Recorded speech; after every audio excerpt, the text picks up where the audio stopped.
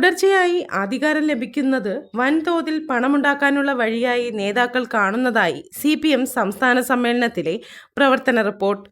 ഓരോരുത്തരുടെയും വരുമാനം നാട്ടുകാർക്കറിയാം. എന്നിട്ടും കണക്കിൽപ്പെടാതെ സ്വത്ത് സമ്പാദിക്കുന്നു. നേതാക്കൾ വരെ റിയൽ എസ്റ്റേറ്റ് കച്ചവടം നടത്തുന്നു. സഹകരണ ബാങ്കുകളിൽ നിന്ന് നേതാക്കൾ വൻതോതിൽ വായ്പ എടുക്കുകയും തിരിച്ചടയ്ക്കാതിരിക്കുകയും ചെയ്യുന്നത് കരുവന്നൂർ ബാങ്ക് തട്ടിപ്പിന്റെ പശ്ചാത്തലത്തിൽ റിപ്പോർട്ട് ചൂണ്ടിക്കാട്ടുന്നു.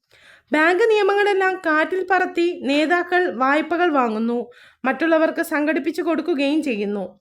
തിരഞ്ഞെടുപ്പുകളിൽ ത്രികോണ മത്സരം ഉറപ്പാക്കാൻ BJP വൻ ശ്രമം നടത്തുന്നു. പലയിടത്തും അത് യാഥാർത്ഥ്യമായി. പാർട്ടി ജനങ്ങളുമായി അകന്നു. പണമില്ലാത്തതിനാൽ സർക്കാരിന്റെ പല പ്രവർത്തനങ്ങളും താളം തെറ്റുന്നുവെന്ന വസ്തുത ജനങ്ങളിലേക്ക് എത്തിക്കാൻ ഇതുമൂലം കഴിയുന്നില്ല. നേതാക്കൾക്ക് വീടുകളുമായി ദൈനംദിന ബന്ധമില്ല. അനുഭാവികളുമായുള്ള ബന്ധം പോലും നഷ്ടമാകുന്നു. തിരഞ്ഞെടുപ്പുകളിൽ കിട്ടുമെന്ന് പറയുന്ന വോട്ടും കിട്ടുന്ന വോട്ടും തമ്മിൽ വൻ വ്യത്യാസമാണ് ഉണ്ടാകുന്നത്. 50% വോട്ടെന്ന ലക്ഷ്യത്തിലേക്ക് ഇപ്പോഴും എത്താനാകുന്നില്ല. കഴിഞ്ഞ ലോക്സഭാ തെരഞ്ഞെടുപ്പിൽ 33.35% വോട്ടാണ് കിട്ടിയത്.